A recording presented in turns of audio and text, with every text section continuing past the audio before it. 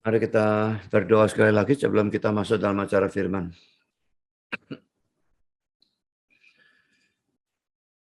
Bapa di surga, terima kasih bahwa dalam kebaktian ini kami kembali mendapatkan kesempatan dan kebebasan untuk membaca, mendengar, mempelajari, merenungkan sebagian firman Tuhan. Kami sekali lagi mohon supaya Engkau hadir di sini maupun di rumah setiap peserta dan memimpin, mengarahkan, memberkati acara firman, penyampaiannya maupun penerimaannya. Tolong hamba mudah menyampaikan, berikan kekuatan, jasmani, pikiran, suara, berikan kata-kata. Kami titipkan seluruh persiapan khotbahnya ke tangan Tuhan. Engkau sendiri tambahi, kurangi, ubahkan sehingga setiap kata yang diucapkan betul-betul datang dari Tuhan. Betul-betul merupakan kebenaran, bisa disampaikan dengan baik, dengan benar, dan dengan sejelas-jelasnya. Dan Tuhan bungkus dan lengkapi dengan kuasaan pekerjaan roh-Mu, karena kami sadar tanpa itu semua akan sia-sia. Dan tolong kami semua mendengar, berikan keterbukaan, konsentrasi, terang, buat kami mengerti, dan buat kami tunduk pada firman, sehingga setiap kami bukan hanya mengerti, tapi betul-betul menjadi penanggap dan pelaku firman, bahkan pemberita firman. Yang belum percaya, biarlah bisa percaya. Yang sudah percaya, biarlah bisa ditumbuhkan dan dewasakan. Setan pasti bekerja, tolong kuatkan semua kami. Terima kasih Bapa, dalam nama Yesus kami berdoa. Amin.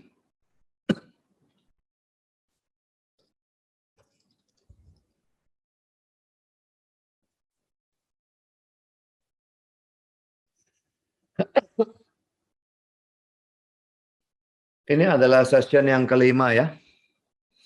Eksposisi Matius pasal 2, 1-12. Dan saya berikan topik para rohaniwan yang tidak mempedulikan Kristus. Kalau orang Kristen biasa tidak mempedulikan Kristus itu sudah sangat buruk.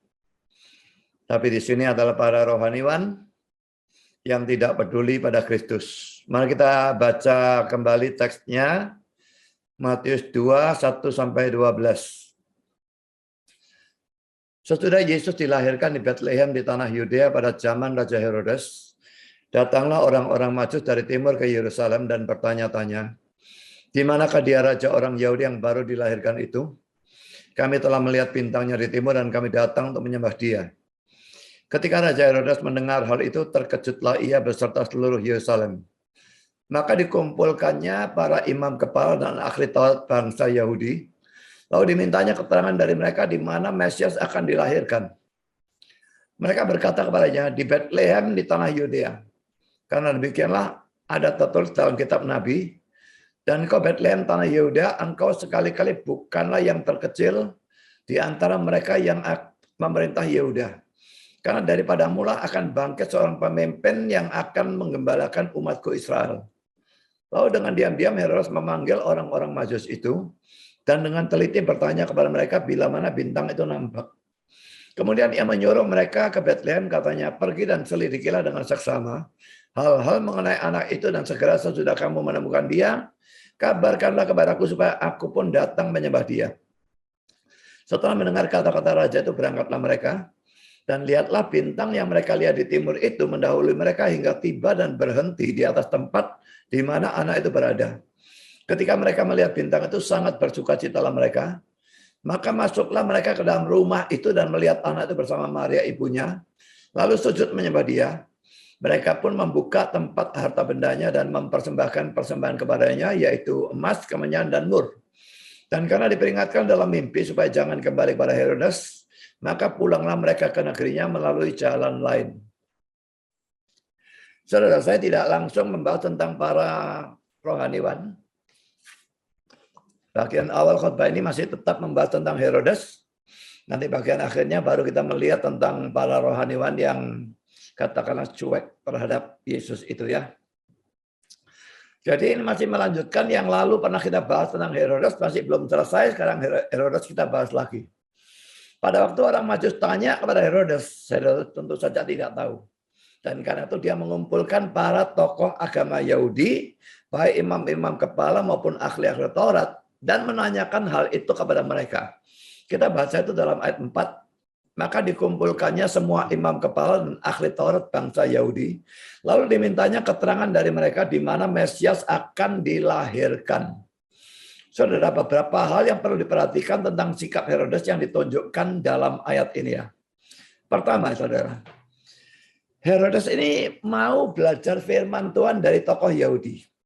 Kalau kalimatnya berhenti sampai di sini, maka kelihatannya dia bagus ya.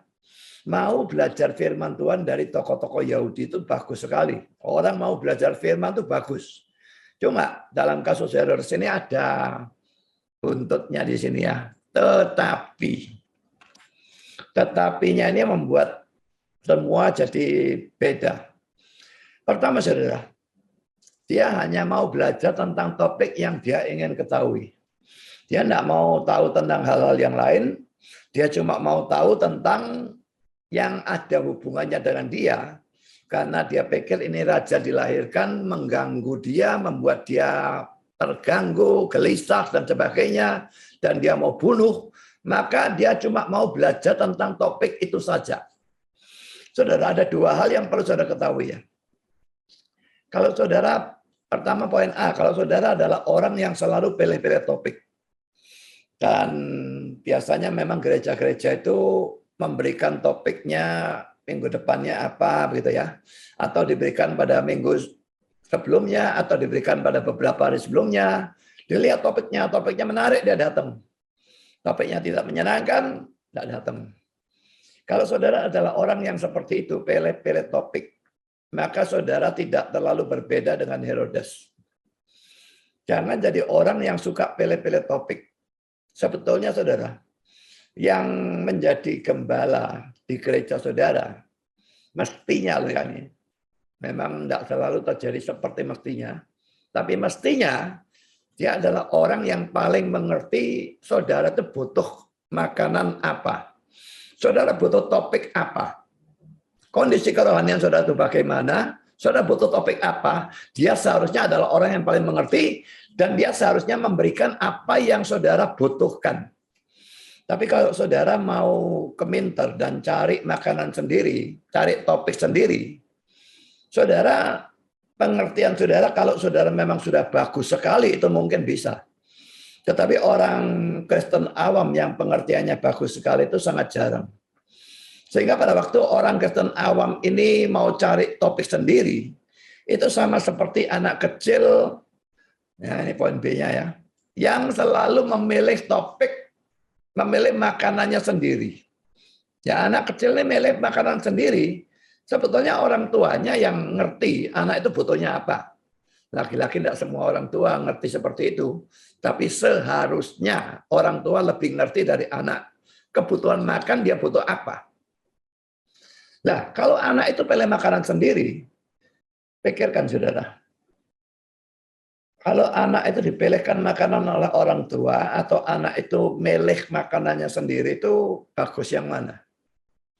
Anak kecil nggak ngerti apa-apa, pilih makanan sendiri, dia pilih es krim, permen, podeng, semua makanan model seperti itu. Kalau dia gede sedikit, junk food segala macam, burger dan hotdog, dan pokoknya semua makanan yang bukan saja gizinya kacau balau, tetapi juga membahayakan.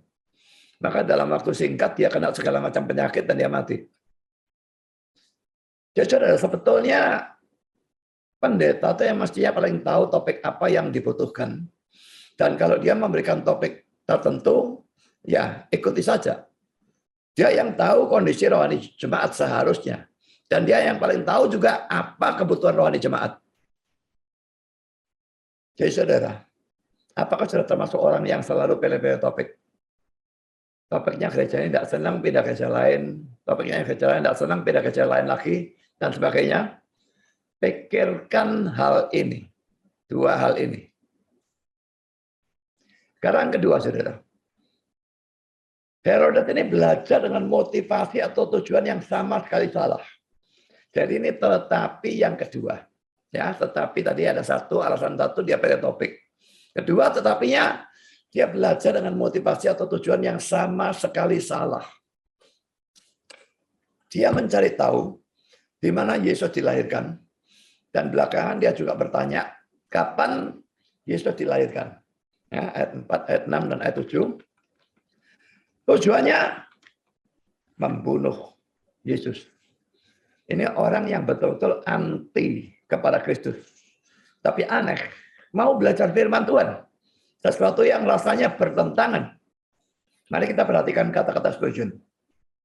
Pikirkan tentang orang hina atau rendah yang menjijikkan ini. Memulai kebiasaan mempelajari Alkitabnya. Tetapi di sana ada beberapa atau sebagian orang yang tetap melakukan hal seperti itu. Menganggap atau memperhitungkan bahwa keuntungan adalah kesalehan. Dan karena itu mengubah kesalehan menjadi keuntungan. Untuk motivasi-motivasi yang jahat. Mereka mau menjadi religius. Dan ingin untuk diajar dalam kebenaran-kebenaran dari Alkitab. Carinya itu cuma keuntungan sebetulnya, saudara ya. Dan mereka anggap keuntungan itu adalah kesalehan. Karena itu mereka mengubah kesalehan, belajar Alkitab itu tujuannya untuk mendapatkan keuntungan. Ya tentu saja untuk motivasi-motivasi yang jahat. Mereka mau jadi religius. Mereka mau diajar dalam kebenaran-kebenaran dari Alkitab. Ada orang-orang Kristen seperti ini. Tapi semua ada motivasi-motivasi yang tidak karu-karuan. Nah ini celaka, saudara. Lebih celaka lagi kalau hamba Tuhan termasuk di sini. Mau belajar hamba Tuhan, mau belajar firman Tuhan, supaya jadi top. Ya, namanya jadi top. Jadi orang yang paling pintar. Mau belajar firman Tuhan, tujuannya hanya untuk cari duit, misalnya. Sangat bisa. Jadi saudara, pikirkan kalau saudara adalah orang yang mau belajar firman Tuhan, dalam hal itu saudara sama seperti Herodes. Tapi jangan tetapinya itu ikut. Ya. Mau belajar firman Tuhan itu karena kita rindu firman Tuhan. Mau belajar firman Tuhan itu karena kita tahu firman Tuhan itu berguna bagi kita.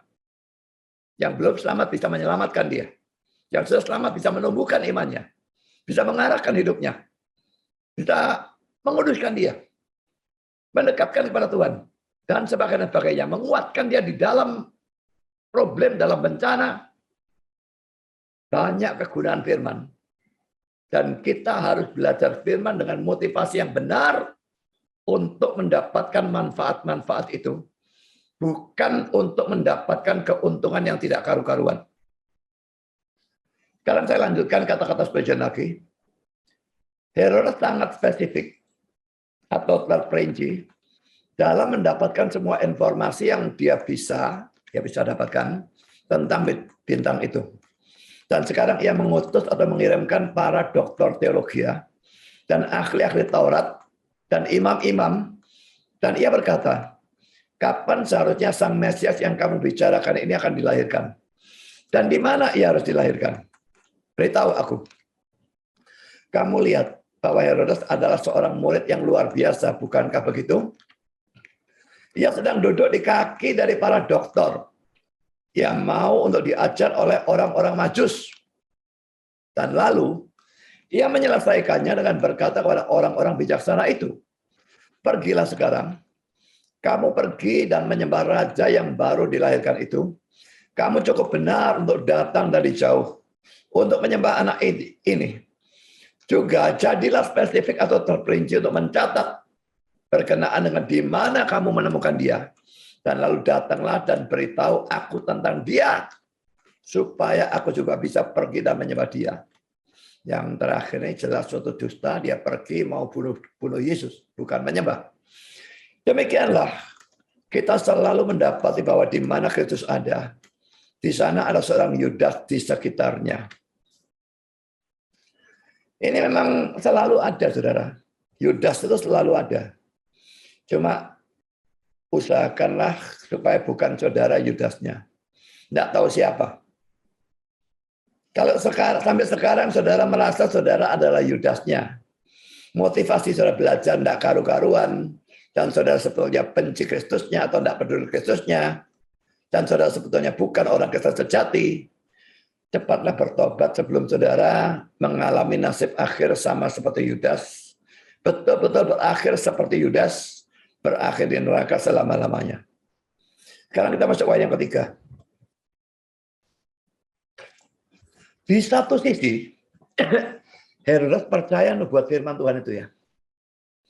Kalau dia tidak percaya firman Tuhan, untuk apa dia panggil ahli Taurat dan imam kepala dan tanya yang dia tahu jawabannya pasti diberikan dari firman. Jadi jelas di satu sisi dia percaya firman Tuhan. Ya ini perjanjian lama saja waktu itu kan. Tidak ada perjanjian baru Mas Yan. Tapi dia percaya itu, kalau enggak dia tidak tanya kepada ahli Taurat dan imam kepala. Tapi ajaibnya di sisi lain, dia tidak percaya kepada Mesias yang diberitakan oleh firman Tuhan itu. Kalau dia percaya firman Tuhan itu, mestinya dia percaya kepada Mesias yang diberitakan firman itu kan. Tapi di sini terjadi sesuatu yang aneh sekali. Dia percaya firman, karena dia tanya orang yang ngerti firman. Tetapi Mesias yang diberitakan oleh firman, dia bukan saja tidak percaya, dia mau bunuh. Ini suatu kegilaan. Tapi ini tetap bisa terjadi. Orang percaya firman. Tapi aneh, firman itu bicara tentang Yesus, dia tidak percaya. Jadi apa yang dia percaya tentang firman? Mungkin ajaran-ajaran moral dan etika. Mungkin doktrin tertentu dia mau percaya. Tapi hal yang justru basic, yang dasar. Tentang Mesias, tentang Kristus, tentang Yesus sebagai Tuhan dan Juru Selamat. Dia tidak mau percaya. Saudara, hati-hati menjadi orang Kristen yang aneh model seperti ini. Eksentrik, abnormal. Mari kita melihat komentar dari Pulpit Commentary. Ia menanyakan kepada imam-imam dan ahli-ahli Taurat. Kita melihat ketidakkonsistenan aneh yang lain. Aneh, tetapi sangat umum. Kepercayaan pada huruf dari kitab suci digabungkan dengan ketidakpercayaan praktis. Semata-mata bibliolatri atau pemberhalaan atau pendewaan terhadap Alkitab. Hanya sedikit lebih baik daripada ketidakpercayaan huruf membunuh. Alkitab itu sangat berharga bagi orang-orang beriman atau setia. Roh memberi kehidupan. Tetapi bagi orang-orang seperti Herodes yang menggunakan agama semata-mata untuk tujuan-tujuan politik dan yang bersifat egois, itu merupakan bau kematian pada kematian. Saudara, memang mendewakan Alkitab jelas salah ya. Tapi kalau saya percaya cuma huruf-huruf Alkitabnya, tapi kepercayaan praktis itu tidak ada, ini tidak terlalu berbeda. Kurang lebih sama. Alkitab berharga bagi orang-orang yang sungguh-sungguh beriman dan sungguh-sungguh setia. Tapi bagi orang-orang yang model seperti Herodes, yang mau belajar firman dengan motivasi tidak karu-karuan, ini Alkitab bisa merupakan bau kematian pada kematian.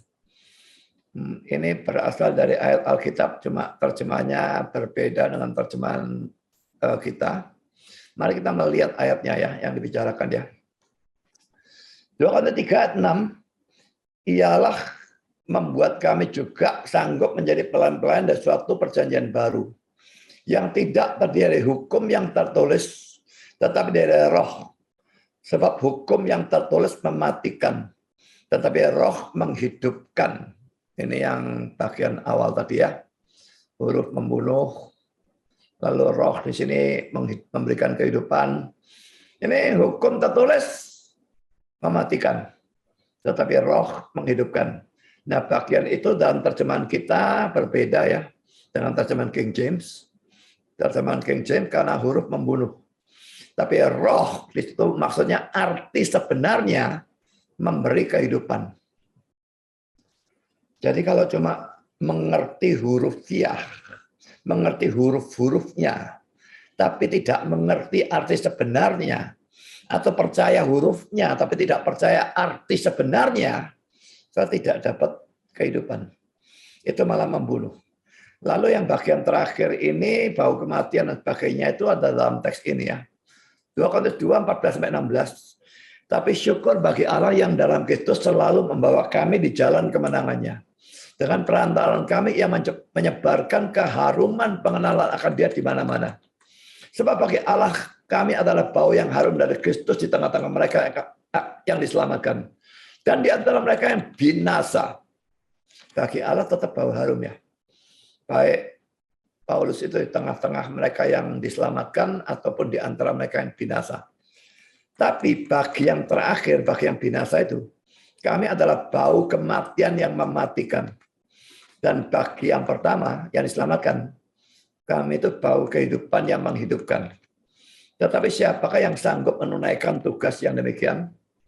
Nah, bagian yang warna biru itu saudara, bagi yang terakhir kami adalah bau kematian yang mematikan. Dalam terjemahan King James, bagi yang satu kami adalah bau kematian pada kematian. The savor of death unto death. Ya, bau kematian pada kematian. Diterjemahkan Indonesia bau kematian yang mematikan. Terus terang, kalau bahasa Inggrisnya ada savor of death unto death itu mau diterjemahkan apa, saya juga tidak terlalu yakin. Jadi ini saya kira dalam dalam Yunaninya jelas adalah suatu semacam kiasan begitu ya, bukan kata-kata yang bisa diartikan hurufiah. Tetapi saudara, pokoknya kira-kira kita tahu ya, bagi orang yang binasa, pemberita-pemberita Injil ini bau kematian yang mematikan. Injil itu bisa menyelamatkan, merupakan bau kehidupan bagi orang-orang yang percaya. Tapi bagi orang-orang yang tidak percaya, yang akan binasa, ini adalah bau kematian. Saudara, saya lanjutkan pulpit commentary. Perhatikan. Dalam pertanyaan atau penyelidikan dan tindakan selanjutnya dari Herodes, kombinasi dari takhyul dan ketidakpedulian atau permusuhan terhadap agama. Ya, ada takhyulnya, ada ketidakpedulian atau permusuhan terhadap agama. Ia mau menerima kesaksian dari bintang-bintang dan dari nubuat-nubuat, tetapi tidak mau mengizinkan dia sendiri untuk dipengaruhi secara moral olehnya. Laki-laki satu keanehan ya. Percaya tapi tidak percaya. Ya. Secara huruf percaya, secara praktis dia tidak percaya. Dan moralnya malah menjadi bejat karena pengertian firman itu. Pengertian firman sebetulnya membangun moral juga, bukan hanya iman.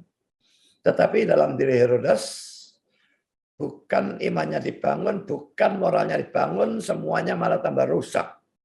Dia malah mau membunuh. Sekarang saudara kita masuk poin B. Orang-orang Majus bertanya tentang raja orang Yahudi dalam ayat 2. Ya, ayat 2 kan mereka bertanya-tanya, di manakah raja orang Yahudi yang baru dilahirkan? Kami telah melihat bintangnya di timur, kami datang untuk menyembah dia. Mereka tanya, di mana raja orang Yahudi? Mereka tidak sebut-sebut tentang Mesias ataupun Kristus ya. Jadi sama sekali tidak bicara tentang Mesias atau Kristus. Tetapi Herodes bertanya, di mana Mesias atau Kristus akan dilahirkan dalam ayat 4. Mari kita baca mulai ayat 1 sampai 4. Sesudah Yesus dilahirkan di Bethlehem di tanah Yudea pada zaman Raja Herodes, datanglah orang-orang Majus dari timur ke Yerusalem dan bertanya-tanya, di manakah dia raja orang Yahudi yang baru dilahirkan itu? Kami telah melihat bintangnya di timur dan kami datang untuk menyembah dia. Ketika Raja Herodes mendengar hal terkejutlah ia berserta seluruh Yerusalem. Sekarang apa yang Herodes tanyakan? Maka dikumpulkannya semua imam kepala dan ahli-ahli bangsa Yahudi, lalu dimintanya keterangan dari mereka. Tentang apa? Dia tidak tanya di mana raja orang Yahudi yang baru dilahirkan. Dia tanya di mana Mesias akan dilahirkan. Berarti saudara, Herodes cukup tahu raja orang Yahudi ini Mesias itu. Mungkin sekali pada saat itu nubuat tentang Mesias dan bahwa Mesias akan menjadi raja. Misalnya nubuatnya atau dalam Mazmur 2, 1-12, Daniel 9, 25-27. Saya tidak bacakan, saya kira sudah bisa baca sendiri. Sudah begitu populer di kalangan orang Yahudi, sampai Herodes pun tahu akan hal itu. Jadi berkenaan dengan Mesias, dia bukannya tidak tahu apa-apa, saudara. Dia bukan Yahudi, setelah kita pelajari. Tapi karena dia menjadi raja dari kalangan orang-orang Yahudi, maka dia dapat berita-berita itu dan dia cukup tahu. Raja itu adalah Mesias atau Mesias itu akan menjadi raja. Cuma mungkin dia tidak tahu kalau raja itu seorang raja rohani. Tapi dia tahu bahwa Mesias itu raja atau raja itu Mesias. Karena Matthew Poole, pernyataan dari pertanyaan kepada mereka, bukan di mana raja orang-orang Yahudi, tapi di mana Kristus harus dilahirkan. Membuat jelas bahwa sekalipun dari yang kita baca tentangnya, orang-orang bijaksana tidak berkata apa-apa tentang Kristus. Tetapi Herodes segera mengerti bahwa raja orang-orang Yahudi yang telah dilahirkan itu harus adalah Sang Mesias yang dinubuatkan dalam Mazmur 2 ayat 12 dan dalam Daniel 9 ayat 27. Karena itu, ia ingin mengetahui dari mereka tempat di mana sesuai dengan tradisi yang mereka terima dan arti dari nubuat-nubuat dari tulisan kudus, Sang Mesias yang mereka harapkan, yaitu Kristus, harus dilahirkan. Mesias dan Kristus itu artinya sama, saudara ya. Mesias dari bahasa Ibrani, Kristus dari bahasa Yunani. Tapi artinya sama, yang diurapi sebetulnya. Sekarang Bible Knowledge Commentary, saudara. Karena itu, ia memanggil sarjana-sarjana Yahudi bersama-sama dan menanyakan di mana Kristus harus dilahirkan. Matius 4. Secara menarik, Herodes menghubungkan orang yang dilahirkan sebagai raja orang-orang Yahudi ayat 2 dengan Sang Kristus atau Sang Mesias. Jelas bahwa Israel mempunyai suatu pengharapan mesianik dan percaya bahwa Sang Mesias akan dilahirkan. Saudara, dia tanya, Mesiasnya dilahirkan di mana? Dan sebagainya. Sekarang saudara, kita mulai melihat tentang para tokoh agama ya. Sebetulnya topiknya ini menyoroti para tokoh agama rohaniwan yang acuh tak acuh terhadap Kristus ya. Dan ini kita mulai berbicara atau membicarakan tentang mereka. Poin keempat, jawaban para tokoh agama Yahudi kepada Herodes. Kita baca sekali lagi ayat 5 dan ayat 6. Mereka berkata kepadanya, di Bethlehem di tanah Yudea. Karena demikianlah ada tertulis dalam kitab Nabi. Dan engkau Bethlehem, tanah Yehuda, engkau sekali-kali bukanlah yang terkecil di antara mereka yang memerintah Yehuda. Karena di padamulah akan bangkit seorang pemimpin yang akan menggembalakan umatku Israel. Ya, sebut pemimpin itu juga raja ya, sama saja lah ya. Lalu juga memerintah Yehuda dan sebagainya. Tapi poinnya mereka menjawabnya di Bethlehem, di tanah Yehuda. Dan mereka kutip ayatnya, ayat 6 itu jelas kutipan dari Mikha 5 ayat 1 dan 2. Dan engkau Bethlehem tanah Yehuda, engkau sekali-kali bukanlah yang terkecil di antara mereka yang meminta Yehuda dan sebagainya. Jadi mereka menjawab dan mereka memberikan dasar Alkitab. Ini banyak pendeta yang kalau khotbah tidak pakai dasar Alkitab. Memang saya sendiri kalau acara tanya jawab, seringkali di grup tanya jawab Facebook itu saya tidak memberikan ayat. Kalau saya anggap itu sudah sangat jelas. Tapi kalau itu tidak terlalu jelas, ayatnya mesti diberikan. Ya. Tapi banyak pendeta bahkan khotbah pun tidak pakai ayat. Lucu sekali ya. Ayat Alkitab itu otoritas mereka berdiri di mimbar itu. Jadi kalau mereka tidak pakai ayat, mereka sebetulnya tidak punya hak bicara dari mimbar itu. Orang-orang tokoh agama ini brengsek. Tapi mereka dalam hal ini lebih bagus dari kebanyakan pendeta zaman sekarang yang kalau khotbah tidak pakai ayat. Ngajar tanpa ayat. Hanya klaim tanpa dasar Alkitab. Di sini mereka tidak. Mereka bilang di Bethlehem karena ayatnya ada. Mereka sebutkan dalam ayat 6, ayatnya itu bunyinya bagaimana. Saudara, ada beberapa hal yang ingin saya soroti ya. Pertama, poin A. Saat ini mereka masih bagus. Bagusnya dalam tanda petik ya. Lebih bagus dibandingkan belakangan. Lebih buruk lagi belakangan. Ya. Belakangan mereka makin berubah memburuk. Ini yang dikatakan oleh Calvin ya. Calvin mengatakan bahwa pada saat ini ahli-ahli Taurat dan imam-imam menjawab dengan jujur dari kitab suci atau PL. Mengapa? Karena Kristus dan Injilnya belum memberikan ketidaktenangan atau ketidaknyamanan. Kristusnya baru lahir, mereka belum tahu, belum pernah ketemu, belum ganggu mereka. Injilnya juga belum. Tapi belakangan, pada waktu Kristus dan Injilnya menekan mereka menyemburkan bisa, seperti ular menyemburkan bisa. Ya, tidak semua ular menyembur ya, tapi kalau gigit keluarkan bisa, venom, pemberontakan mereka. Jadi pada waktu Kristusnya belum mengganggu, ya mereka tenang-tenang saja. Tapi belakang khususnya mulai pelayanan, mulai memberitakan Injil, ajarannya tidak sama dengan mereka, melanggar ajaran mereka, bahkan ajaran mereka diserang, dan paling celaka adalah banyak pengikut mereka lalu menjadi pengikut Kristus. Wah, ini mulai mereka merasa ditekan oleh Kristus dan Injilnya. Kristus tidak menekan mereka, tapi mereka merasa ditekan. Kristus tidak kepingin mengganggu mereka.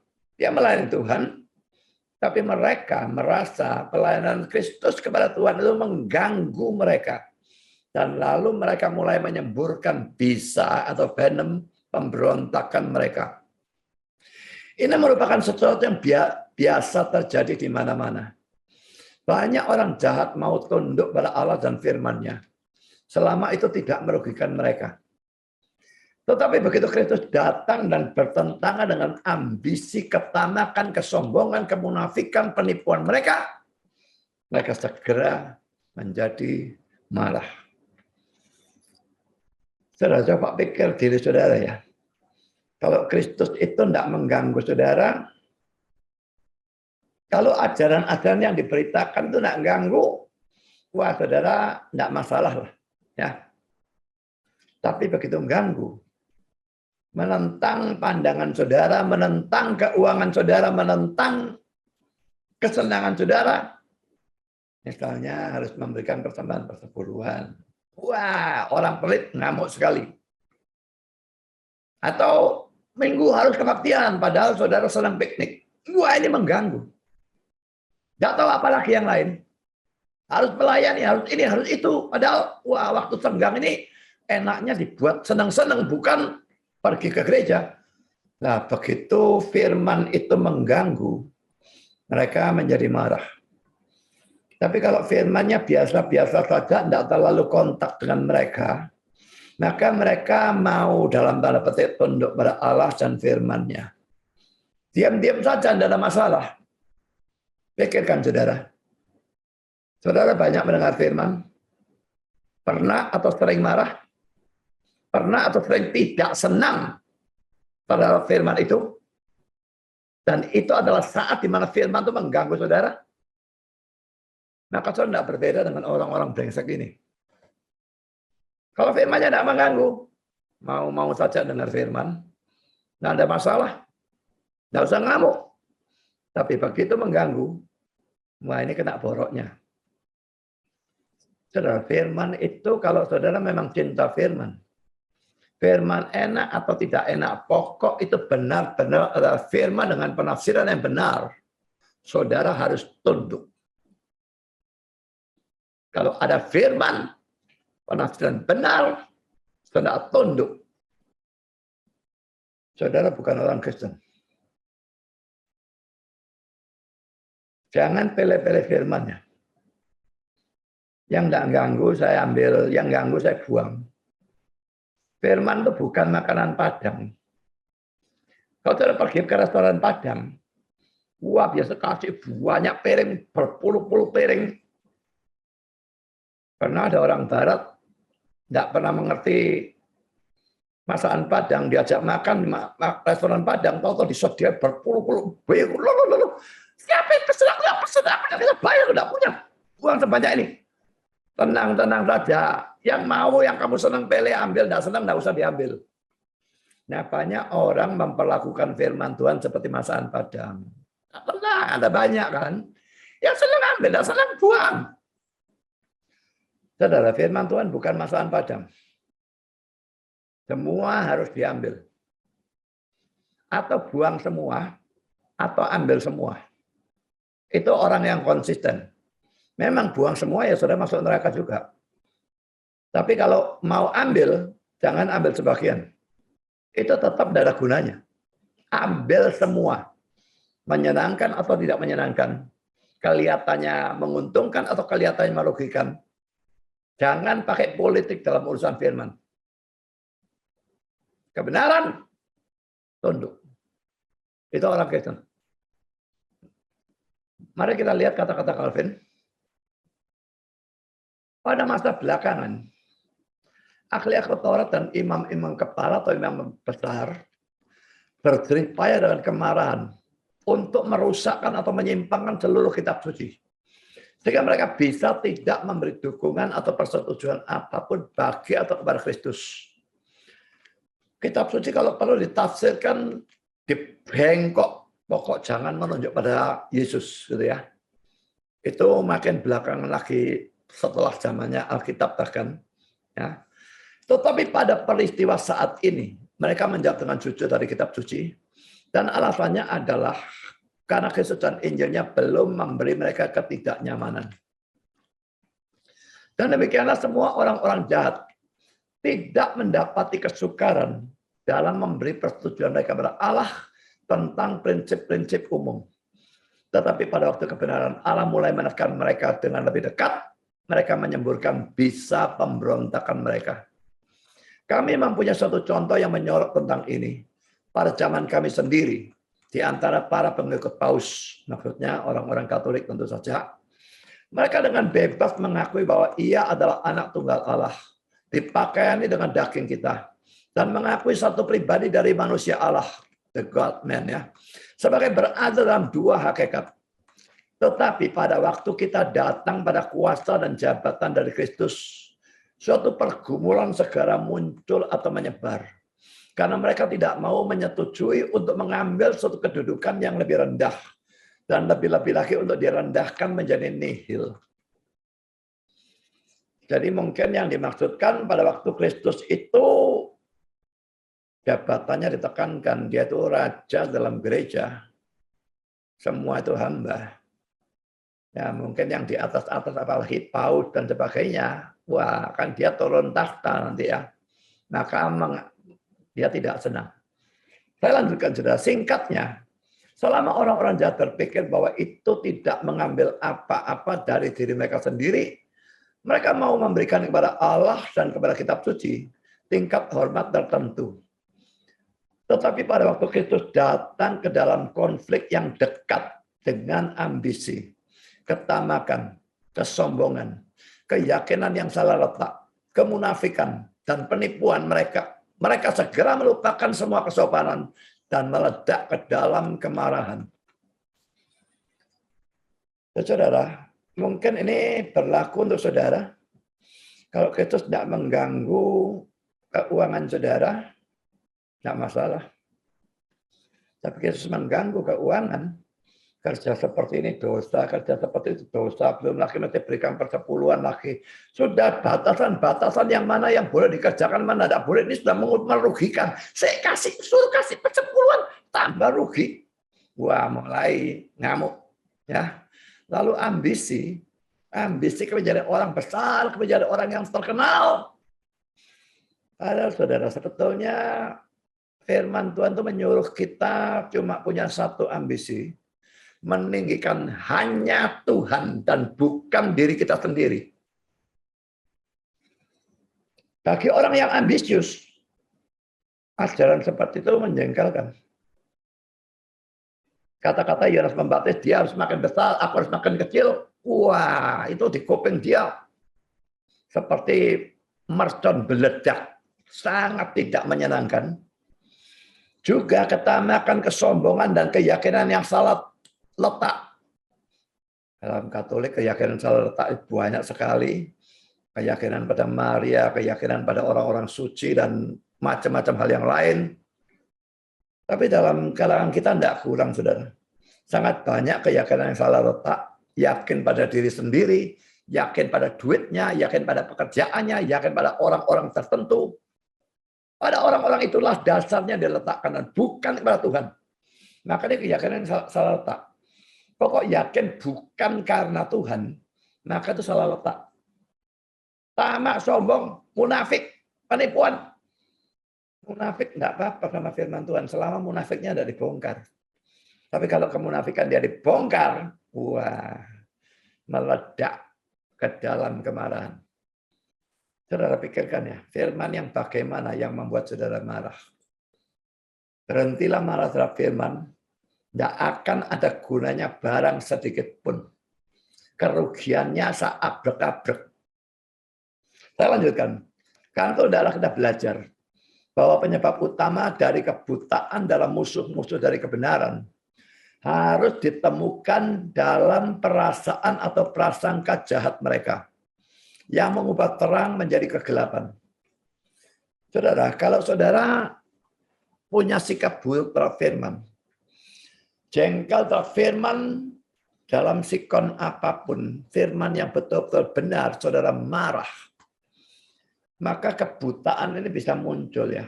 Tuhan akan berikan saudara kebutaan. Karena Tuhan akan pikir, tak kasih kebenaran, dia marah. Untuk apa aku kasih kebenaran? Tak kasih kebutaan, biar Anda ngerti saja.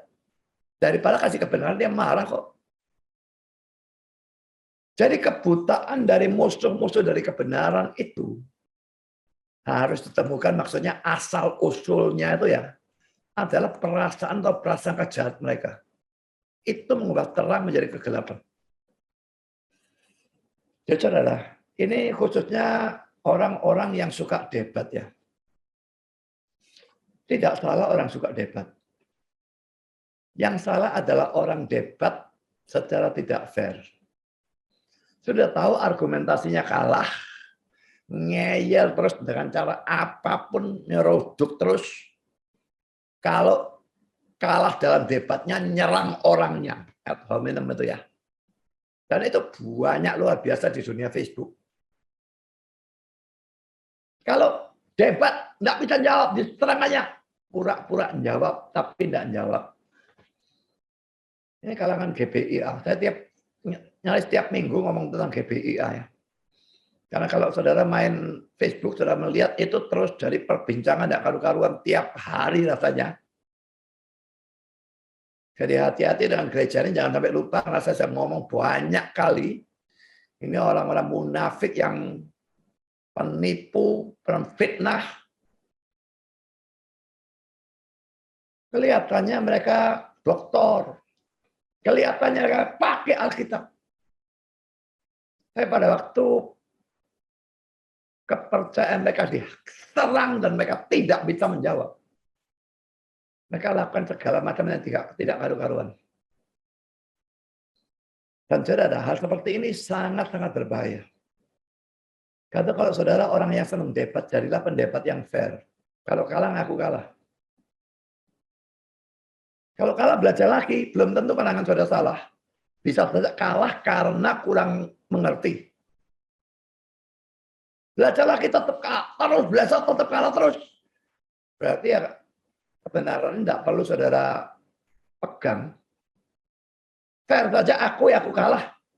Aku ikut kamu sajalah. Kalau sudah seperti itu, tunduk pada kebenaran, Tuhan akan terus memberikan kebenaran. Saudara akan maju. Tapi saudara jadi orang yang tukang ngeyel terhadap sesuatu yang jelas-jelas saudara tahu, tidak bisa saudara kalahkan. Itu sumber kebutaan saudara. Itu mengubah terang menjadi kegelapan. Dan ini sesuatu yang sangat-sangat berbahaya. Membuat saudara sesat, membuat saudara jadi nabi palsu, dan berakhir di neraka.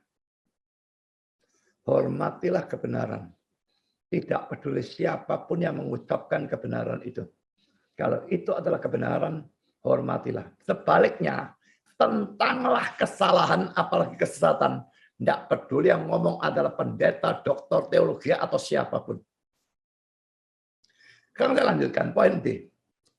Mengapa para tokoh agama memberikan kutipan yang berbeda dengan sumber kutipan mereka? Mungkin saudara tidak memperhatikan kalau saudara tidak membaca kitab Nabi Mika, dari mana mereka mengambil ya. Sekarang saya ajak saudara membandingkan ya. Ayat 5 dan ayat 6 ini tadi sudah kita baca sekali lagi. Mereka berkata kepadanya, di Bethlehem di tanah Yudea, karena demikian ada tertulis dalam kitab Nabi. Nah, ayat 6 ini berarti kutipan dari Perjanjian Lama ya. Dan engkau Bethlehem tanah Yehuda, engkau sekali-kali bukanlah yang terkecil di antara mereka yang memerintah Yehuda. Karena daripadamu akan bangkit seorang pemimpin yang akan menggembalakan umatku Israel. Sekarang kita lihat ayat aslinya. Mikha 5 ayat 1. Tetapi engkau, hai Bethlehem Efrata, hai yang terkecil di antara kaum-kaum Yehuda. Perhatikan, bagian yang warna merah dengan bagian yang warna biru di atas sama atau enggak? Atas bilang Bethlehem di tanah Yudea. Yang bawah Bethlehem Efrata. Atas engkau sekali-kali bukanlah yang terkecil. Bawah, hai yang terkecil di antara kaum-kaum Yehuda. Nah, yang lain ini sama. Daripada akan bangkit bagiku seorang yang akan memerintah Israel. Yang permulaannya sudah sejak purbakala, sejak dahulu kala. Tapi dua yang berbeda itu perlu dipersoalkan. Saudara. Mengapa berbeda? Mereka kutip ayat, tapi beda dengan sumber kutipannya. Pertama, saudara. Bethlehem Efrata dalam Mikha 5 ayat 1 versus Bethlehem di tanah Yudea atau Bethlehem Yehuda. Dalam Matius 2 ayat 5 dan 6. Ini kata-kata Calvin, penjelasannya untuk bagian ini. Untuk Efrata, Matius telah menuliskan Yehuda. Tetapi artinya adalah sama. Karena Mikha hanya memaksudkan oleh ciri atau tanda ini untuk membedakan Bethlehem tentang mana ia berbicara dari Bethlehem yang lain yang ada di dalam suku Sebulon. Jadi sebetulnya biarpun istilah yang digunakan beda, tetapi artinya sama. Ya, digunakan Bethlehem dari Yehuda atau Yudea untuk membedakan dari Bethlehem yang lain. Jadi ada dua kota nama Bethlehem. Yang satunya di wilayah suku Sebulon. Nah, dia tidak maksudkan itu, dia maksudkan yang di Yehuda. Maka dia sebutkan Bethlehem dari Yudea atau di tanah Yudea dan sebagainya. Jadi yang persoalan ini tidak masalah. Yang lebih besar persoalannya adalah bagian yang kedua. Bethlehem adalah yang terkecil, itu dalam Mikha 5 ayat 1. Versus Bethlehem bukanlah yang terkecil dalam Matius 2 ayat yang ke-6. Dan ini penjelasan dari Calvin yang mengatakan demikian. Ada kesukaran yang lebih besar dalam kata-kata berikutnya. Karena sang nabi berkata, sang nabi ini Mikha ya, berkata bahwa Bethlehem adalah kecil atau terkecil. Pada waktu diperhitungkan dalam pemerintahan Yehuda. Sementara Matius sebaliknya, berbicara secara meninggikan kedudukannya sebagai salah satu yang paling terkemuka. Engkau sama sekali bukanlah yang terkecil di antara pangeran-pangeran Yehuda. Alasan ini telah menyebabkan beberapa penafsir untuk membaca teks dalam nabi itu, Mikha ya, sebagai suatu pertanyaan. Jadi kok beda, lalu ada orang menafsirkan, oh dalam Mikha itu suatu pertanyaan sebetulnya. Jadi Mikha itu sebetulnya berbunyi, apakah engkau kecil di antara ribuan dari Yehuda? Lalu tentu saja dijawab tidak. Ya. Tetapi Calvin tidak setuju ya. Ini kata-kata Calvin. Tetapi saya lebih setuju dengan mereka yang berpikir atau menganggap bahwa Matius memaksudkan oleh perubahan kata-kata ini untuk meninggikan kasih karunia Allah dalam menjadikan suatu kota yang tidak berarti dan tidak dikenal sebagai tempat kelahiran dari raja yang tertinggi. Jadi dalam Mikha memang dia terkecil. Tapi karena Mesias lahir di sana, maka dia ditinggikan. Sekarang bukan yang terkecil. Malah dia jadi besar karena kelahiran Kristus. Secara fisik atau duniawi atau sekuler, Bethlehem memang kota kecil. Penduduknya sedikit. Jadi Mikha itu tidak salah, mengatakan yang terkecil tidak salah. Tapi Matius juga tidak salah. Karena biarpun kecil, dengan kelahiran Kristus di sana, dia menjadi besar. Apapun yang kecil, ditambah Kristus, menjadi sesuatu yang besar. Anak kecil, orang yang hina, yang rendah, tidak terlalu pendidikan, tidak punya pangkat, orang yang tidak terlalu sekolah tinggi, dan sebagainya. Plus Kristus bisa menjadi besar. Kalau saudara minder karena kekecilan saudara, ingat bahwa saudara kecil, tapi plus Kristus, saudara menjadi besar. Sebaliknya besar tanpa Kristus menjadi nihil. Apakah saudara besar, tapi saudara tidak punya Kristus? Dunia boleh anggap saudara besar. Saudara zero. Sebaliknya apakah saudara kecil, tapi saudara punya Kristus? Dunia boleh anggap remeh saudara. Tuhan anggap saudara besar. Gereja sama saudara. Kalau gereja besar, bisa memuat puluhan ribu, ratusan ribu orang. Ajarannya tidak karu-karuan, teologi kemakmuran, gereja apa? Saya tidak sudi punya gereja seperti itu. Saya lebih baik punya satu ruko seperti yang sekarang ini ada. Tapi saya yakin ada Kristusnya. Daripada gereja seperti itu, yang teologi kemakmuran, semua ada tetap tidak karu-karuan, tak banyak-banyaknya. Besar di mata dunia. Zero di mata Allah. Lebih baik kecil, ada Kristusnya, menjadi besar di mata Tuhan. Saudara, tetapi ada problemnya. Kelihatannya kan sudah dijelaskan ya. Jadi Mika anggap terkecil, Matius karena ada Kristus dilahirkan di sana, maka bukan terkecil. Tapi ada problem dengan penjelasan itu. Karena yang mengatakan bukanlah yang terkecil dalam Matius 2 ayat 6 itu kan bukan Matius. Tetapi para tokoh agama Yahudi Sanhedrin itu yang ditanya oleh Herodes. Perhatikan ayat 6-nya tadi ya. Ini mereka berkata kepada Herodes. Mereka ini para tokoh agama itu. Ini tetap kata-kata mereka. Dan kau Bethlehem, tanah Yehuda dan sebagainya. Mereka kutip dari Maleakhi, dari Mika, tapi itu kata-kata mereka, ngutip ayat. Jadi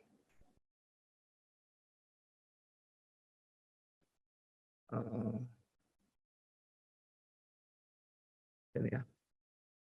Jadi yang ngomong itu adalah orang-orang yang brengsek ini, ahli-ahli Taurat, imam-imam kepala atau Sanhedrin yang ditanya oleh Herodes. Matius hanya mencatat kata-kata mereka. Apakah mungkin Sanhedrin itu menganggap Bethlehem bukan lagi yang terkecil karena kelahiran Kristus?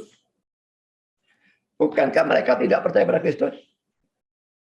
Nanti kita lihat mereka cuek. Bagaimana mereka bisa percaya? Sekarang bukan lagi terkecil karena kelahiran Kristus. Keberatannya cukup serius kelihatannya ya. Tapi tetap ada jawaban. Kalau para tokoh Yahudi bisa mengatakan bukanlah yang terkecil. Mungkin karena mereka mengetahui bahwa Daud dan banyak raja-raja lain dilahirkan di sana. Dan juga bahwa Mesias akan dilahirkan di sana. Apakah mereka mengaku Yesus sebagai Mesias atau tidak? Itu urusan lain. Mereka tetap percaya Mesias bakal lahir di sana. Yesus lahir di sana. Yesus mereka anggap bukan Mesias. Itu lain urusan. Tapi mereka pokoknya punya pikiran Mesias akan lahir di sana. Dan Daud sudah lahir di sana. Banyak raja lahir di sana. Jadi mereka anggap bukan yang terkecil. Saya tidak masalah, saudara. Sekarang Albert Barnes, kedua kata-kata adalah benar. Mika berbicara tentang Bethlehem sebagaimana itu ada dalam pandangan manusia. Imam-imam kepala yang kata-katanya disetujui oleh Matius berbicara tentangnya dalam pandangan Allah. Dan sebagaimana oleh kelahiran Kristus, kota itu akan jadi. Kita lihat ya.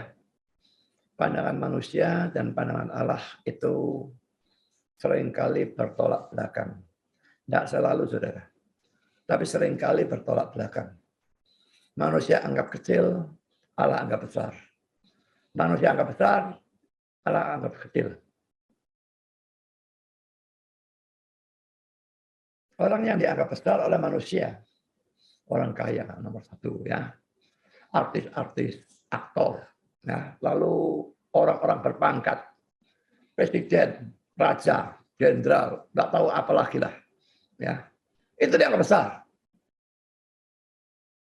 Lalu orang yang dunia anggap kecil, nomor satu orang melarat, orang yang sekolah rendahan atau nggak sekolah, orang goblok, orang miskin melarat sama, lalu orang yang apalagi ya, nggak tahu lah, nggak punya kedudukan lah, nggak punya kepintaran apa-apa, nggak punya bakat apa-apa, nggak jadi juara apa-apa, itu dianggap kecil. Tapi Tuhan menilai itu sangat-sangat berbeda. Misalnya Daud saja, dia tuh anak paling bungsu ya. Waktu satu persatu saudaranya suruh lewat, wah Samuel pikir, wah ini hebat sekali ini barangkali. Tapi Tuhan bilang, yang dilihat Tuhan sama dilihat orang itu tidak sama. Tuhan lihat hatinya. Tidak tahunya Tuhan pilih yang paling bungsu. Satu persatu 7 lewat, tidak dipilih semua. Tuhan pilih yang terakhir. Gembala. Apa hebatnya gembala?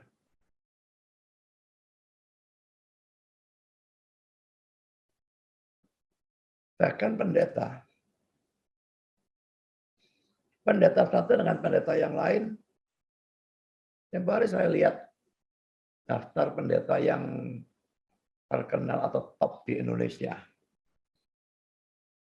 Saya tidak masuk di situ, saya tahu pasti tidak masuk lah. Bagaimana saya mau masuk? Tak mungkin masuk. Dan saya lihat yang masuk-masuk, model kayak begini. Saya gak kepingin masuk di daftar itu. Yang buat daftar ya jelas orang goblok. Saya tidak kepingin masuk di sana bersama-sama dengan orang-orang besar itu yang saya yakin dalam pandangan Allah zero.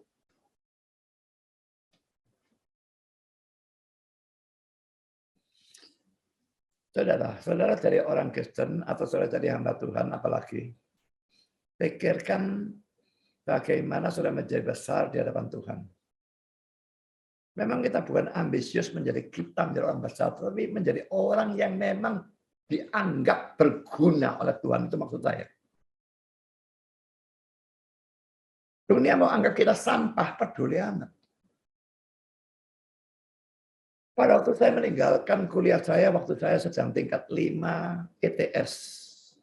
Hanya tinggal membuat tugas akhir. Saya tinggal karena panggilan Tuhan. Sangat banyak orang anggap saya goblok. Bahkan ayah saya sendiri. Saya tidak ambil pusing. Saya tahu Tuhan tidak anggap saya goblok. Karena saya meninggalkan karena panggilan Tuhan. Dan sekarang, saya justru tahu panggilan itu paling benar. Orang seperti saya kerasnya kalau mau ikut orang kerja itu ikut siapa, saudara? Sebentar bentrok sini, bentrok sana, bambung, saya tidak bisa kerja.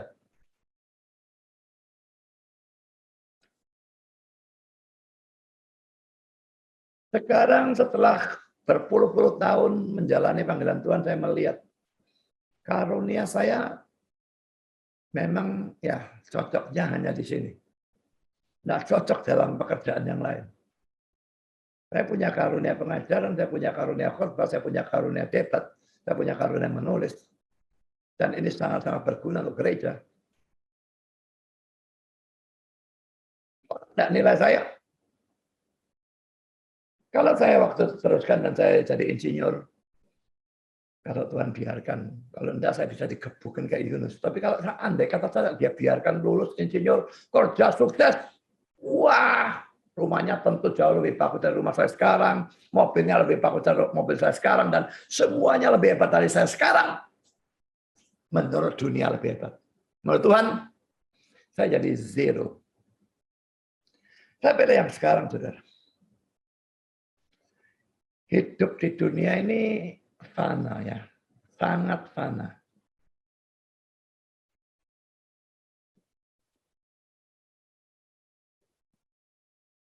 Apalagi dengan adanya pandemi ini, kelihatan sekali orang yang baru sekat buka dalam waktu 1-2 hari langsung mati.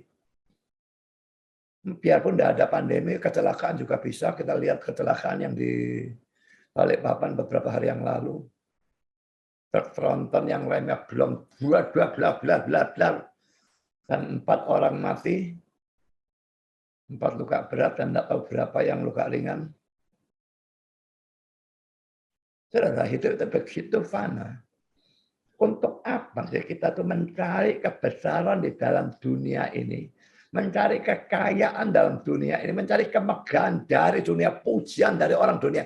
Untuk apa? Pikir baik-baik, kita mau hidup menyenangkan Tuhan atau menyenangkan orang. Dan hiduplah untuk menyenangkan Tuhan. Mari kita lanjutkan, Calvin. Ahli-ahli Taurat mengutip dengan benar, tak diragukan, kata-kata dari teks dalam bahasa mereka sendiri, sebagaimana itu ditemukan dalam sang nabi. Tetapi Matius menganggapnya cukup untuk menunjukkan teks itu. Dan karena ia menulis dalam bahasa Yunani, ia mengikuti pembacaan biasa. Saya setuju mutlak dengan Calvin bahwa Matius menulis dalam bahasa Yunani. Yahweisme bilang perjanjian baru bahasa Ibrani. Mereka orang gila. Dan ada yang percaya dalam kalangan Kristen pun bahwa Matius satu-satunya yang memungkinkan ditulis dalam bahasa Ibrani atau bahasa Aramaik. Tapi saya tidak percaya barang sedikit pun. Dan saya setuju semua PB, termasuk Matius, ditulis dalam bahasa asli, bahasa Yunani. Ya. Ia mengikuti pembacaan biasa. Teks ini dan teks-teks lain yang dari jenis yang sama, dengan mudah menyatakan kesimpulan atau anggapan bahwa Matius tidak menyusun Injilnya dalam bahasa Ibrani. Harus selalu diperhatikan bahwa kapanpun bukti apapun dikutip dari kitab suci oleh rasul-rasul, sekalipun mereka tidak menerjemahkan kata demi kata, dan kadang-kadang menyimpang jauh dari bahasa atau kata-katanya, tetapi itu diterapkan secara benar dan secara cocok dengan pokoknya. Hendaklah pembaca selalu mempertimbangkan tujuan untuk mana teks-teks dari kitab suci diajukan oleh para penginjil, sehingga tidak berpegang terlalu ketat pada kata-kata tertentu, tetapi untuk puas dengan ini, bahwa para penginjil tidak pernah menyimpangkan kitab suci ke dalam suatu arti yang berbeda, tapi menerapkannya secara benar dalam arti aslinya. Jadi ada perbedaan tadi antara kutipan dari Matius dengan Mikha pasal 5 ayat 1. Tidak usah masalah kan ya. Terkecil menjadi tidak terkecil. Tapi ada arti yang benar di sana. Tidak ada masalah. Memang tidak berarti kita boleh kita kutip ngawur saja lalu artinya salah juga, itu kelewat batas seperti itu. Kita kutip dalam khotbah, pendeta khotbah kutip ayat, tidak harus kata per kata, huruf titik koma persis, tidak ada keharusan. Tapi kalau artinya dia salah, ya tidak boleh. Kan maksud poin saya, para tokoh Yahudi ini adalah orang-orang yang mengerti Alkitab. Mereka ditanya di mana Mesias atau Raja itu Mesias akan dilahirkan ya. Saya yakin mereka tidak lalu cari konkordansi dulu ya. Zaman dulu malah tidak ada konkordansi. Mereka bahkan kelebeti Alkitabnya, gulungannya cantik di mana. Mereka hafal, saudara. Saya saja ayat itu ya hafal kok, tahu kok langsung kok. Mereka pasti lebih hebat dari saya dalam hal itu. Jadi mereka ini mengerti bahkan hafal Alkitab. Tapi ajaib, acuh tak acuh, cuek, asing terhadap Yesusnya sendiri. Padahal Yesus itu pusat dari Alkitab. Orang-orang ini adalah orang-orang yang belajar kitab suci dalam arti perjanjian lama mati-matian. Tapi waktu mereka mendengar bahwa Mesias yang diajarkan oleh kitab suci mereka itu telah dilahirkan, Dan mereka tahu di mana Mesias seharusnya dilahirkan. Mereka tidak ikut bersama orang-orang Majus itu untuk mencari Mesias itu. Aneh saudara, ribuan tahun ditunggu-tunggu loh. Sejak nubuat-nubuat awal terus mereka tunggu. Di mana? Kapan? Cari di mana? Sekarang diberitakan sudah lahir. Orang Majus ke sana. Mereka tahu tujuannya Bethlehem. Mereka yang beritahu. Mereka tidak ikut. Cuek. Nah, lahir dan tidak peduli amat. Mereka adalah rohaniwan yang tidak peduli kepada Yesus. Dan ini rohaniwan dalam agama yang percaya Mesias loh ya. Kalau rohaniwan agama lain lah itu lain cerita, saudara. Tentu saja mereka tidak peduli Yesus, tidak peduli. Kita juga tidak peduli mereka. Tapi rohaniwan dalam agama yang percaya Mesias bisa tidak peduli Yesus. Dan saudara pikir ini hanya ada dalam kalangan Yahudi? Zaman sekarang pun ada banyak rohaniwan seperti itu.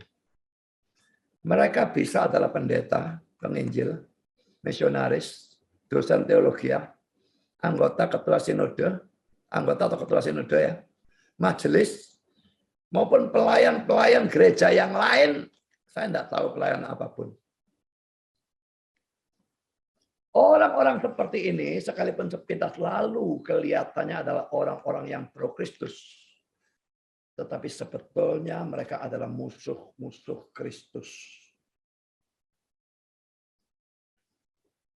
Saya ingat gereja saya sebelum saya, itu pertama-tama saya jadi Kristen ya, gereja pertama saya.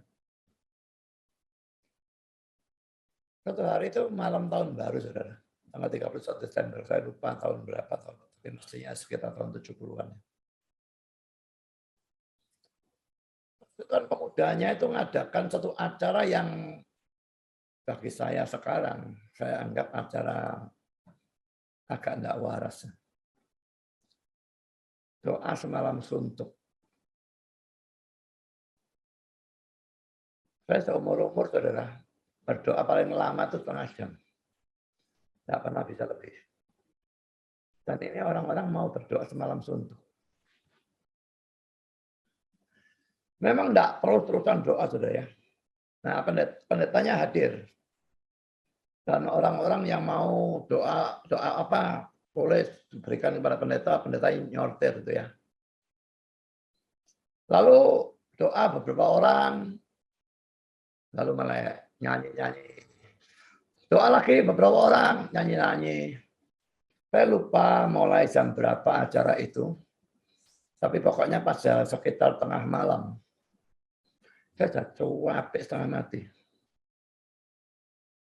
Saya berhenti doa dan saya melek. Pada waktu doa sedang berjalan. Orang satu sedang berdoa. Saya melek karena saya tidak sanggup. Dan saya lihat pendetanya melek juga nyortir kertas doa, dia tidak ikut doa. Loh, ada apa dia menyetujui acara itu kalau dia sendiri seperti itu? Saya maklum kalau dia tidak kuat. Saya sekarang pun saya tidak bakal kuat kok. Tapi kalau saya tidak kuat, saya tahu itu. Ada usul itu di gereja saya. Jalan dewek lah. Saya tidak mau ikut. Kenapa jadi orang munafik lalu, setuju. Bagus doa semalam suntuk. Tapi dia melek semalam suntuk.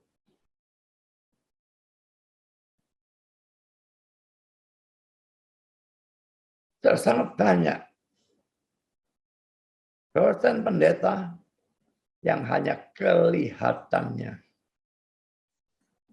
Ada orang-orang di situ yang terlalu trust, terlalu percaya pada pendeta-pendeta tertentu. Sehingga menyatakan omongan-omongan yang begitu bodoh.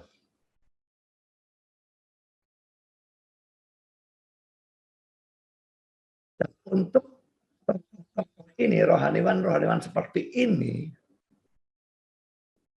kalau saudara hanya sepintas lalu kelihatannya pro Kristus, orang akan menilai saudara pro Kristus. Saya pikir Tuhan tidak mau tahu melihat sampai jeroan saudara. Tidak bisa lihat isi hati saudara. Saya bisa hanya membodohi manusia, saya tidak bisa membodohi Tuhan. Dan manusia pun belum tentu semua saya bisa bodohi. Ada orang-orang yang saya tidak bisa bodohi. Munafik luar biasa. Tapi orang tidak mau tahu kalau dia munafik. Ya sudah, tidak mau tahu ya sudah. Nanti yang rugi bukan saya. Yang rugi adalah orang yang percaya kepada rohaniwan yang munafik. Kan saudara, the biblical illustrator. Dekat dalam hak yang istimewa. Jauh dari kesalahan. Beberapa atau sebagian orang yang paling mengenal Injil secara praktis adalah orang-orang asing terhadapnya. Mereka adalah seperti suatu orang yang membaca suatu peta dengan rajin, menguasai geografinya, menandai setiap laut, danau, sungai, mengerti posisi dari setiap barisan atau gunung-gunung, barisan gunung-gunung, mempelajari nama-nama dari semua lokasi yang ditunjukkan, tapi tidak pernah mengunjunginya.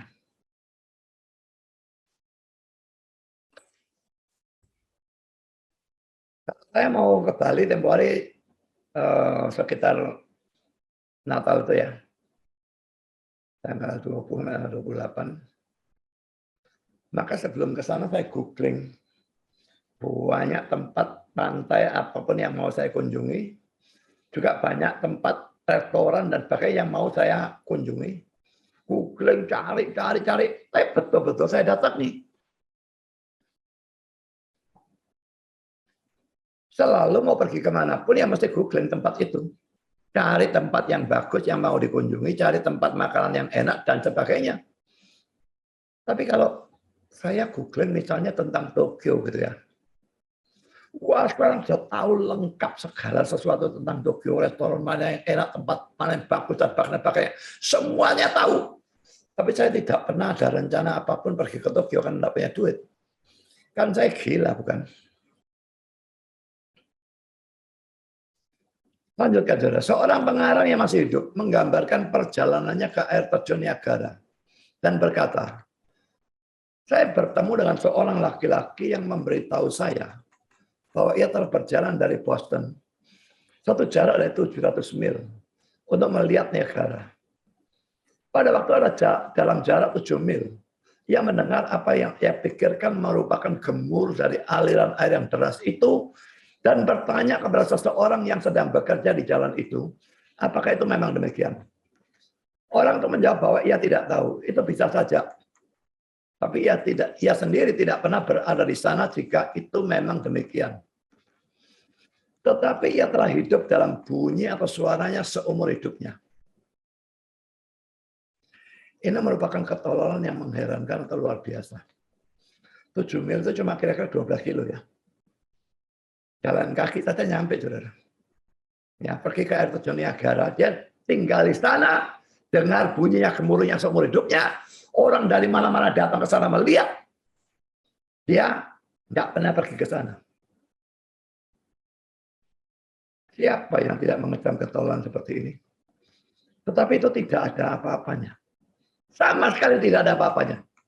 Dibandingkan dengan ketololan yang menghancurkan atau menakutkan. Yang bisa disaksikan kapanpun pada waktu kita memilih untuk melihat ke sekitar kita. Banyak orang berada di dalam bunyi atau suara dari sungai, dari air kehidupan. Tanpa suatu pengalaman yang sungguh-sungguh dan bersifat pribadi tentang manfaatnya. Sejak lahir sudah masuk gereja. Dibaptis dengan baptisan bayi. Lalu terus dibesarkan dalam gereja, ikut sekolah minggu, kebaktian remaja, kebaktian pemuda, kebaktian dewasa, ikut PA, pelayanan, dan sebagainya, dan sebagainya. Berada di dalam bunyi atau suara dari sungai, dari air kehidupan. Tapi pengalaman pribadi dan sungguh-sungguh tidak ada. datang kepada Kristus sungguh-sungguh? Tidak pernah. Belajar kitab suci mengerti banyak, tapi tidak pernah datang kepada Kristusnya. Kepada Kristusnya dia cuek sama sekali. Pendetanya dia kenal, dekat. Orang-orang Kristen yang lain dia kenal, majelisnya dia kenal, acara-acara gereja dia tahu, dia ikut. Dia berikan persembahan dan sebagainya. Tapi Kristusnya sendiri dia tidak kenal. Ketololan dari orang yang tinggal dekat Niagara tadi tidak ada apa-apanya dibandingkan dengan ketololan seperti ini. Orang itu rugi apa yang tadi ya? Paling-paling tidak tahu keindahannya air terjun Niagara, cuma dengar bunyinya. Tapi orang yang kedua ini rugi luar biasa, dia tidak mendapatkan keselamatan, dan karena cuma ada 2 tempat, surga atau neraka setelah kita mati, maka dia masuk neraka selama-lamanya. Tidak masuk surga berarti masuk neraka. Cuek terhadap Kristus tidak mungkin masuk surga. Berarti masuk neraka selama-lamanya. Hanya karena cuek. Dia tidak memusuhi. Para tokoh agama ini pada saat itu belum seperti belakangan. Saat itu mereka tidak memusuhi Kristus. Tidak masalah. Tapi mereka cuek. Cuek itu cukup, saudara. Bukan yang memusuhi Kristus saja yang masuk neraka. Yang cuek terhadap Kristus juga masuk neraka. Saya bukan musuh Kristus, saya bahkan simpatisan Kristen. Tapi cuek terhadap Kristusnya cukup, saudara masuk neraka. Dan selama-lamanya.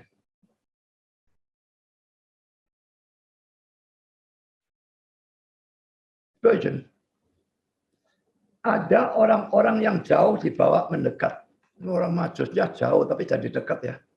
Allah menyelamatkan siapa yang ia kehendak untuk selamatkan. Kasih karunia paling berdaulat. Kamu tidak bisa melihat seperti yang saya lihat. Begitu banyak orang dibawa kepada Kristus.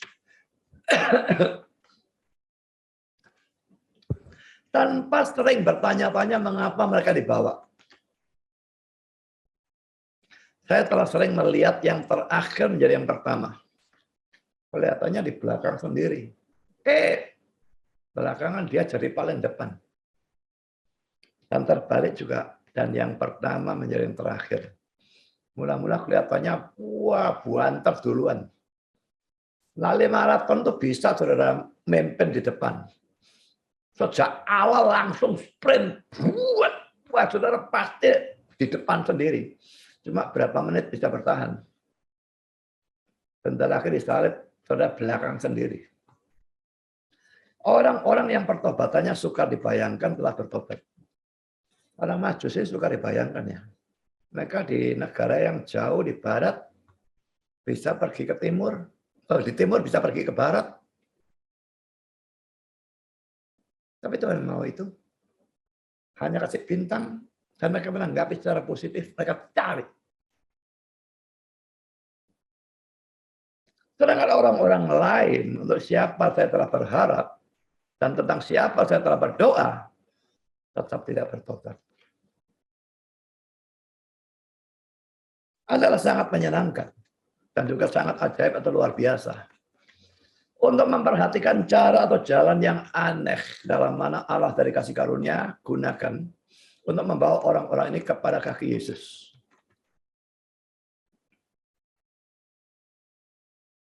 Jadi saudara, ini banyak terjadi memangnya. Kita kalau nginjil orang kan itu jangan terlalu mikirkan ya. Orang ini kelihatannya bisa atau kelihatannya tidak bisa. Kita tidak bisa lihat itu enggak. Orang yang kelihatannya bisa, diinjilin, dengar, pokoknya mau. Dan orang lain diinjilin cuek dan sebagainya. Belum tentu ini berakhir lebih bagus daripada yang itu. Itu belakang bisa jadi muka, ini muka bisa jadi belakang, dan sebagainya. Pokoknya tugas kita nginjil, tidak perlu dia keras bagaimana, cuek bagaimana, berusaha nginjil, doakan dia, dan sebagainya.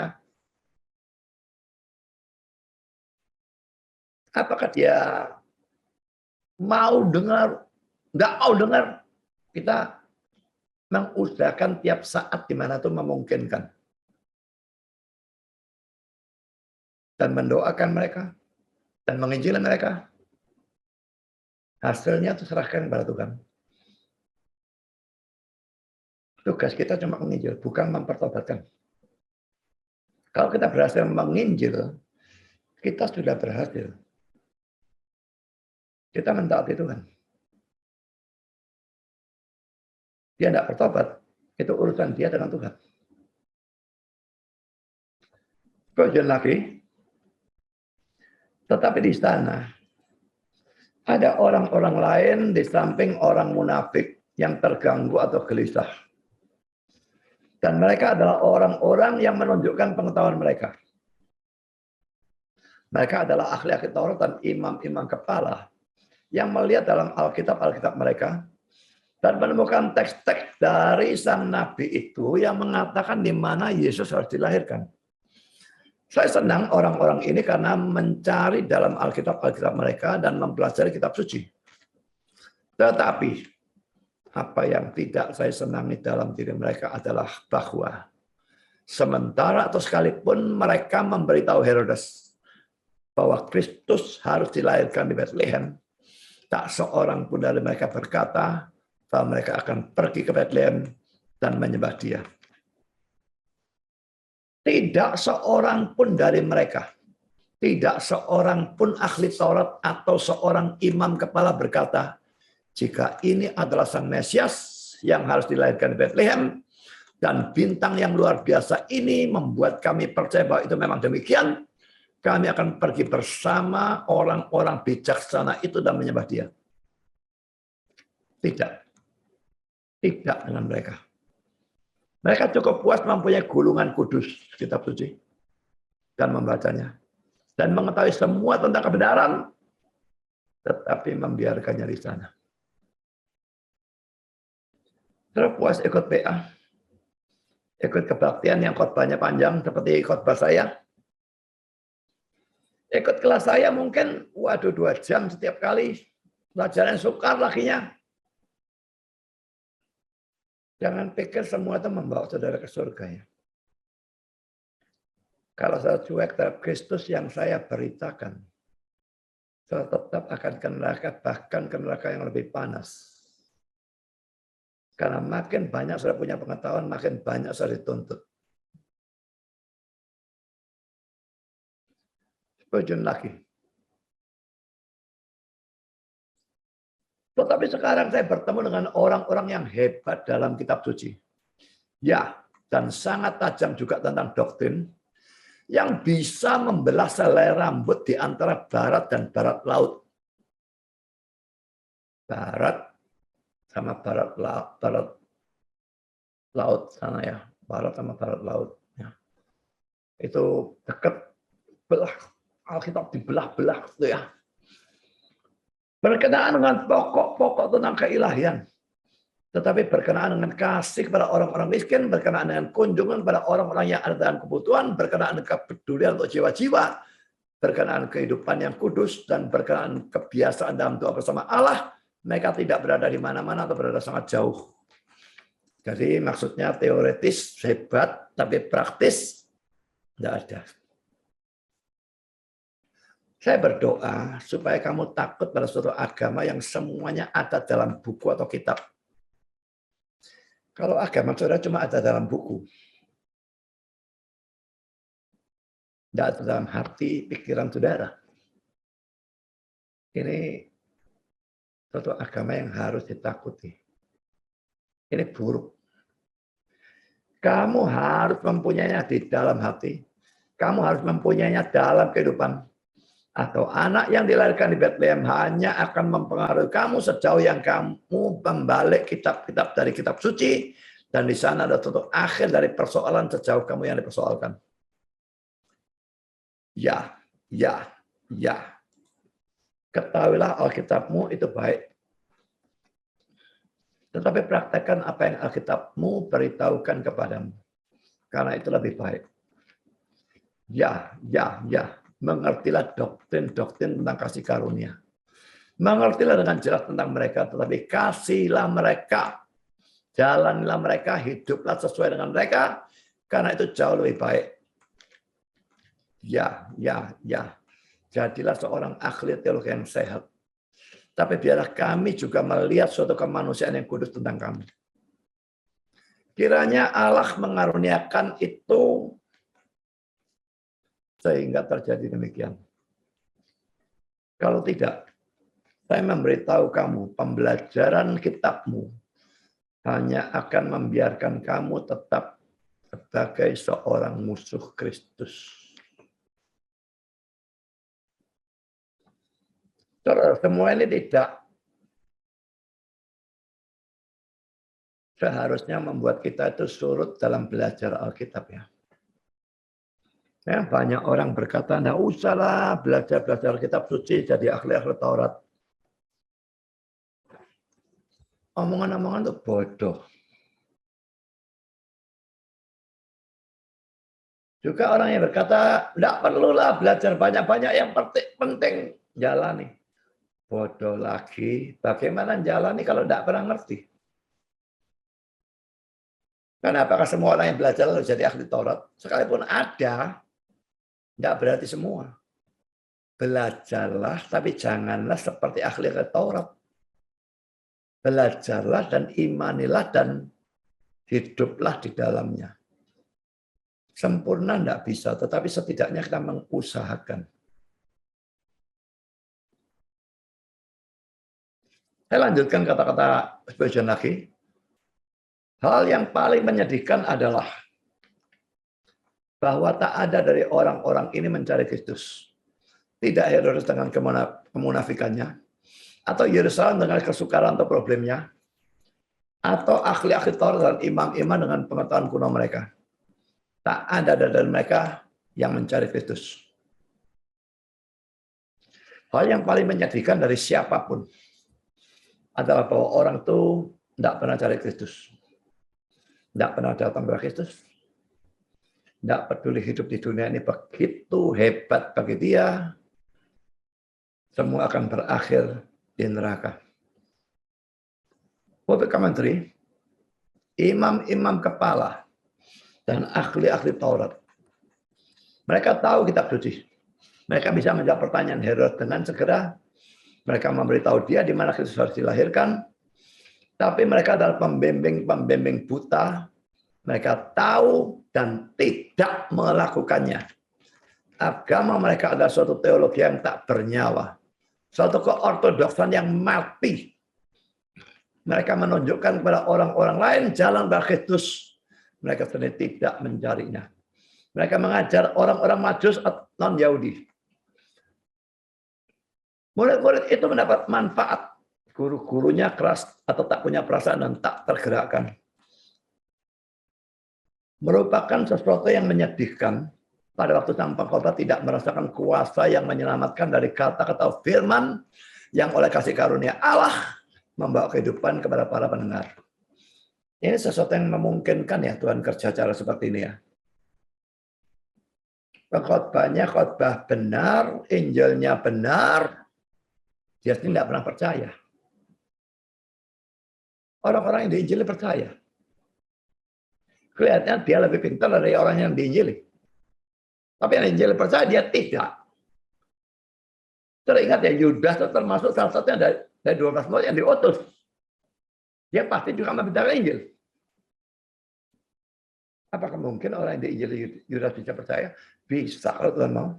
Memang tidak pernah diberitakan apa-apa. Tapi tentu bisa kalau mau. Tapi Yudasnya sendiri yang pasti tidak pernah datang kepada Kristusnya. Dan dia binasa. Pengetahuan yang terdalam paling akurat dari huruf atau kitab suci.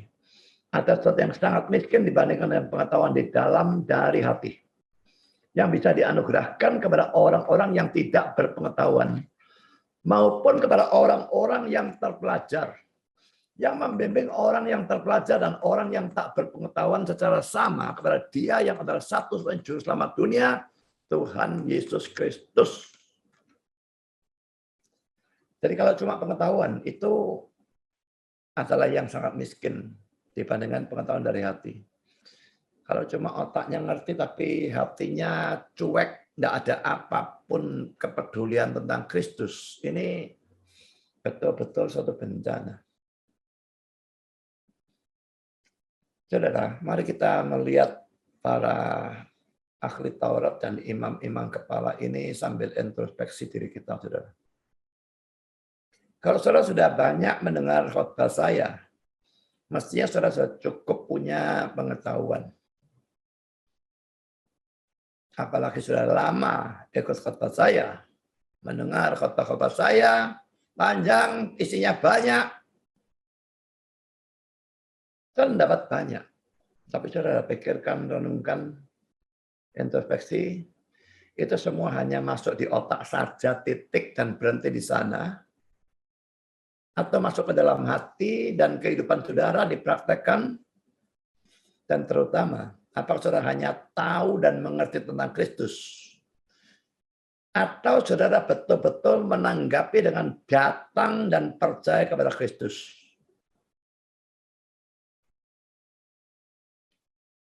Jangan jadi seperti para tokoh agama itu. Tiru mereka hanya dalam urusan belajar Alkitabnya.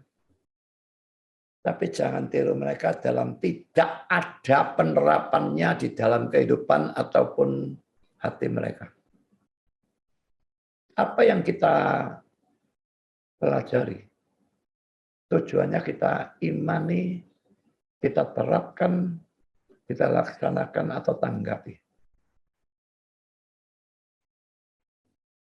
Kalau hanya cukup berhenti sampai mengerti, ini bencana. Makanya kalau saya berdoa untuk doa firman, saya perhatikan doa saya. Saya bukan hanya berdoa supaya saya menyampaikan dengan baik, orang mendengar dan mengerti, tapi saya lanjutkan supaya orang tunduk. Tuhan bekerjalah supaya orang bukan cuma mengerti, tapi tunduk, percaya kebenaran firman, dan menanggapi, bahkan kalau boleh memberitakan.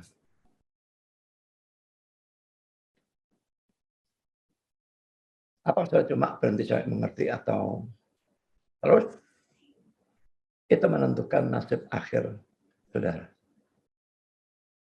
Kiranya Tuhan memberkati saudara. Amin.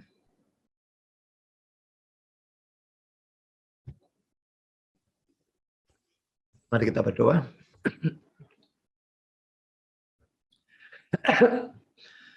Bapa di surga, terima kasih kami sudah mendengar sebagian firman-Mu. Di satu sisi ada Herodes yang belajar dengan motivasi yang tidak karu-karuan. Munafik. Mengatakan mau mencari Kristus dan menyembah, tetapi sebetulnya mau membunuh. Tapi di sisi lain ada rohaniwan yang mengerti banyak tentang firman, tapi tidak pernah peduli kepada Kristusnya. Kami berdoa untuk rohaniwan zaman sekarang yang seperti itu.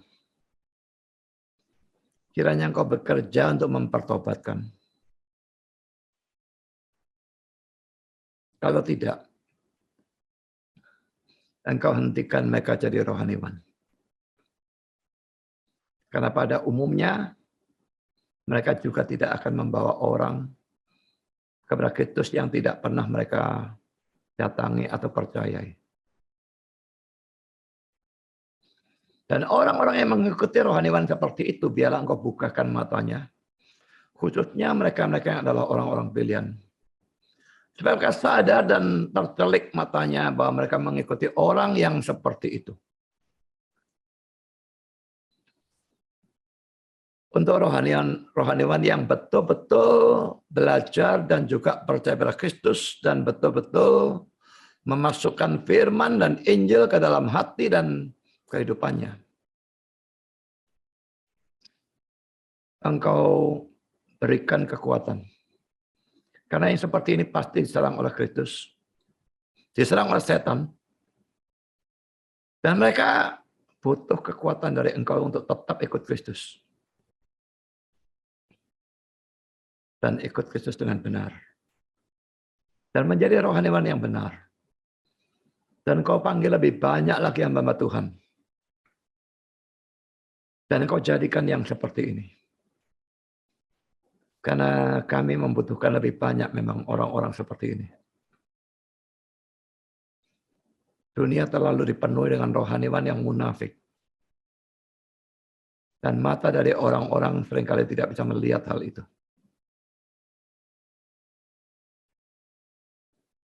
Kami sendiri yang bukan rohaniwan, tapi sudah belajar banyak, biarlah kami betul-betul datang pada Kristus. Dan bukan meniru para ahli Taurat dan imam-imam ini yang cuek terhadap Kristusnya. Biarlah semua kami introspeksi. Dan introspeksi itu menghasilkan buah yang bagus. Terima kasih Bapak. Dalam nama Yesus kami berdoa. Amin.